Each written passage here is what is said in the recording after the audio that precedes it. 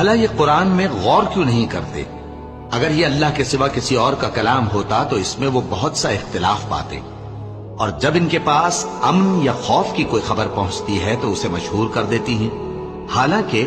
اگر اس کو پیغمبر اور اپنے ذمہ داروں کے پاس پہنچاتے تو تحقیق کرنے والے اس کی تحقیق کر لیتے، اور اگر تم پر اللہ کا فضل اور اس کی مہربانی نہ ہوتی تو چند آدمیوں کے سوا تم سب شیطان کے پیرو ہو جاتے۔ سو اے پیغمبر، اللہ کی راہ میں لڑو، تم اپنے سوا کسی کے ذمہ دار نہیں ہو، اور مومنوں کو بھی ترغیب دو، قریب ہے کہ اللہ کافروں کی لڑائی کو بند کر دے، اور اللہ شدید ترین جنگ کرنے والا ہے اور سزا دینے کے لحاظ سے بھی بہت سخت ہے۔ جو شخص نیک بات کی سفارش کرے تو اس کو اس کے ثواب میں سے حصہ ملے گا، اور جو بری بات کی سفارش کرے اس کو اس کے عذاب میں سے حصہ ملے گا، اور اللہ ہر چیز پر